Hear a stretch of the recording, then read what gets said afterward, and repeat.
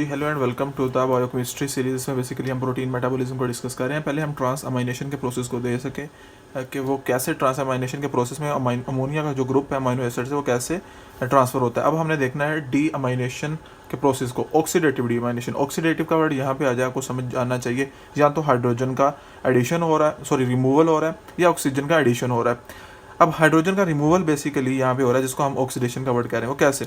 अब जो ग्लूटामेट है ये अल्फा कीटोग्लूटाराइड में कन्वर्ट होता है, लेकिन इसी दौरान क्या होता है, एक हाइड्रोजन रिमूव होता है और उसके साथ साथ NH3 का रिमूवल भी होता है। अब क्या हुआ, ये जो ग्लूटामेट है ये कन्वर्ट हुआ तो इसने एक NH3 रिलीज किया और इसके साथ एक हाइड्रोजन रिलीज किया। ये हाइड्रोजन बेसिकली NAD पॉजिटिव जो एक यहाँ पे कोएंजाइम है उसने एक्सेप्ट किया और NADH बना दिया। ये सारे का सारा प्रोसेस हमने कहा कि जी ऑक्सीडेटिव डीअमाइनेशन का प्रोसेस है। अब हम देख लेते हैं इसमें एंजाइम कौन सा यूज़ होता है। बेसिकली ये जो कन्वर्जन है, फॉरवर्ड रिएक्शन है, उसमें ग्लूटामेट डिहाइड्रोजिनेज का एंजाइम यूज़ होता है। ये सारे का सारा प्रोसेस याद रखिएगा कि लिवर और किडनी में होता है, ठीक है। और ये एक तरफ तो एनर्जी प्रोडक्शन करवाता है और दूसरी तरफ ये एज ए जो कह लें कि यूरिया सिंथेसिस में भी हेल्प करता है, specially in the liver.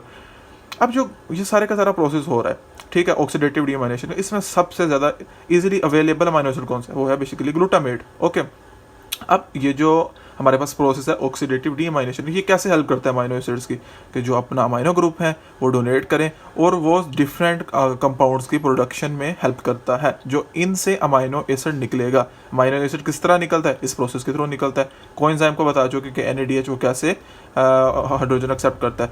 Reaction की डायरेक्शन की बात की जाए तो बेसिकली जो है वो कंसंट्रेशन ग्रेडियंट पे फॉलो करता है। अगर इसकी कंसंट्रेशन ज़्यादा होगी तो ऑब्वियसली इसका फ्लो ग्लूटामेट की तरफ होगा। अगर ग्लूटामेट की कंसंट्रेशन है ज़्यादा है तो वो ग्लूटामेट से अल्फा कीटोग्लूटाराइड की तरफ फ्लो करेगा, ठीक है जी। उस पर एलेस्टोरिक रेगुलेटर की बात कर लेते हैं। जो एलेस्टोरिक रेगुलेटर है बेसिकली इसमें दो तरह के होते हैं, एक ATP और एक ADP। अब जो ATP और ADP है ये किस तरह से एक्ट करते हैं? बेसिकली हाई एनर्जी कंपाउंड जैसे हम कहते हैं लाइक JTP और जिसे हम कहते हैं ATP, ये कहते हैं कि एनर्जी लेवल बहुत हाई है भाई, इसको ना तोड़ो, एनर्जी और नहीं चाहिए। एनर्जी कैसे हमें मिलती है?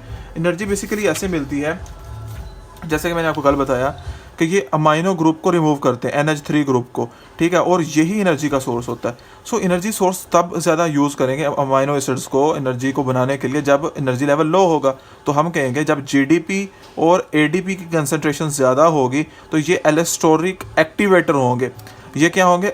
एलेस्टोरिक इनहिबिटर, ये एलेस्टोरिक एक्टिवेटर होंगे। GDP और ADP की एनर्जी लेवल लो है। अब डी अमाइनो एसिड्स किस तरह से काम करते हैं जी? अब हम बेसिकली बात करते हैं कि बहुत से अमाइनो एसिड जो हम नॉर्मली यूज़ करते हैं एनर्जी प्रोडक्शन में वो बेसिकली होते हैं लिवो अमाइनो एसिड, या जिसे हम L अमाइनो एसिड्स भी कहते हैं। अब दूसरी किस्म कौन सी होती है? D amino acid.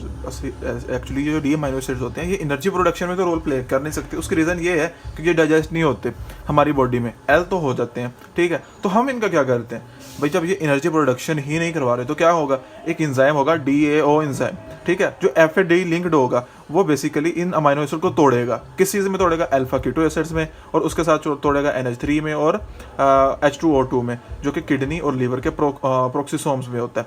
जब ये सब टूटेगा तो ये वो बेसिक कंपोनेंट है जो डिफरेंट अमाइनो एसिड्स बना सकते हैं। तो हमने क्या किया, हमने इससे एनर्जी प्रोड्यूस नहीं करवाई और वो कंपोनेंट बना दिए जो आगे जाके दूसरे अमाइनो एसिड्स बना देंगे।